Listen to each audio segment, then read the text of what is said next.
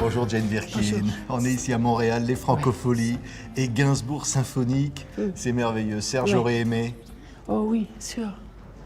Ah oui, lui qui aimait la musique classique, au-dessus de tout, il ne se plaçait pas du tout dans cette catégorie-là. Pour lui, c'était des chansons, comme tu sais. Il se considérait comme peut-être le meilleur écrivain de chansons, mais il n'a jamais considéré, il s'est jamais considéré comme musicien classique.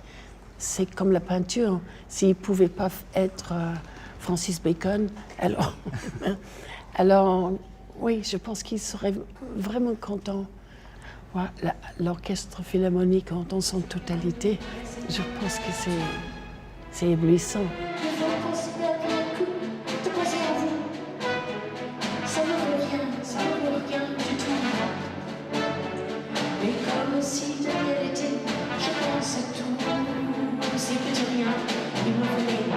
Ça, c'était évidemment mythique. Quel extraordinaire souvenir que l'histoire de Melody Nelson. C'est un disque qui n'a pas du tout marché. Non. Serge avait mis beaucoup de lui-même dans cette histoire. Bien sûr, ça semblait absolument dingue que les gens ne se filaient pas dans les magasins, les Fnac partout en réclamant Melody Nelson. Mon frère l'avait et il a couru à Londres pour Channel 4, je ne sais pas quoi. Ça semblait fou que les gens ne remarquaient pas l'originalité de le propos, la beauté des textes, l'érotisme de le tout, le formidable travail de Vanier. Enfin, c'était sidérant que ça ne marche pas. Oui. Qu'est-ce qu'il ressentait, Serge, face à ça? Je pense qu'il a pris ça dans une manière philosophique que tôt ou tard, les gens vont la connaître. Et c'est exactement ce qui s'est passé. Vous avez, dans une conférence de presse ici, raconté votre rencontre avec Serge. Slogan, ce film, et cette rencontre tout à fait improbable. Tout à fait. Oui, j'avais l'impression, quand je tournais avec Serge, qu'il était narquois à mon sujet. Et un peu froid et blasé, etc.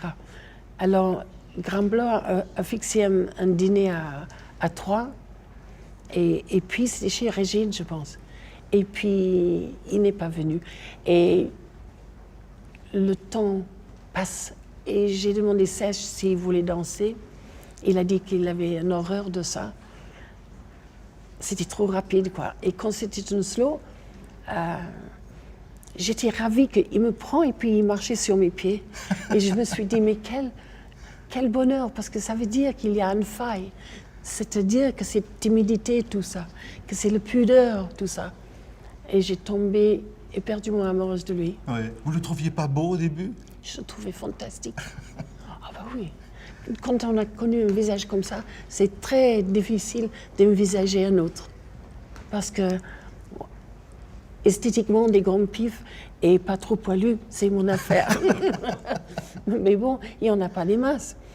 Et non, j'avais toujours trouvé qu'il était magique comme visage. Il a essayé d'épingler ses oreilles parce que sa maman avait voulu qu'il fasse cette intervention. Et puis ça a changé le rectangle, le triangle de son visage. C'est une folie de faire les choses comme ça. Donc, non, j'adorais ça.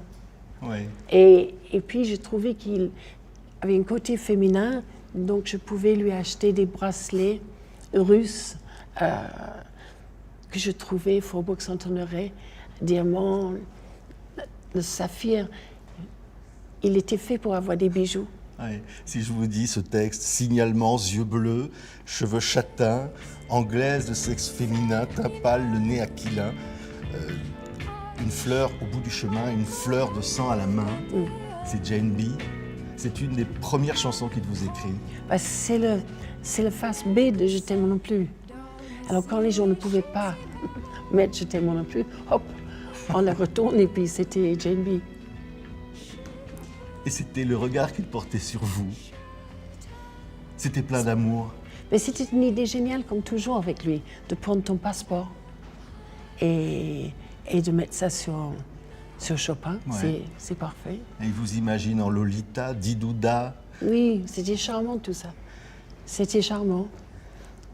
Et puis après, j'avais cette extraordinaire complicité avec lui qui faisait qu'il voulait bien rester un ami pour le reste de sa vie.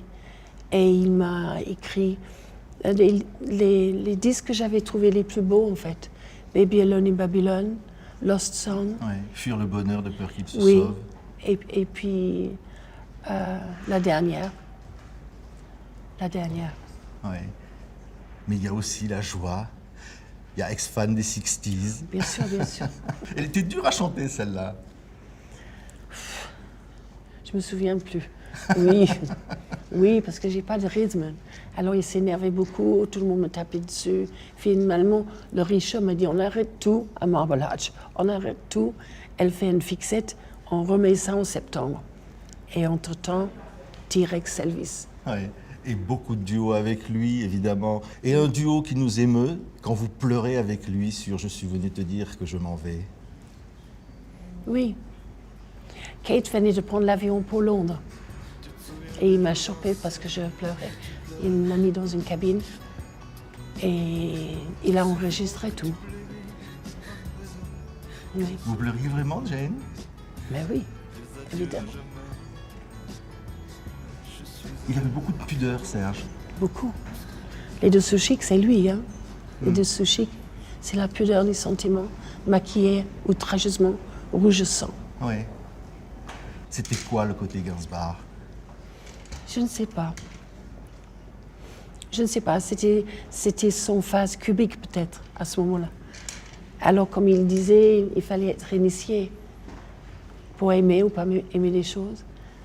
Alors les gens l'aimaient plus et puis, enfin, l'aimaient moins que les peu qu'avant. Mais il a fait cette caractère qui s'appelait Gainsbourg. Il disait des insanités, pas vraiment des insanités, mais bon, un peu bourré sur la télé.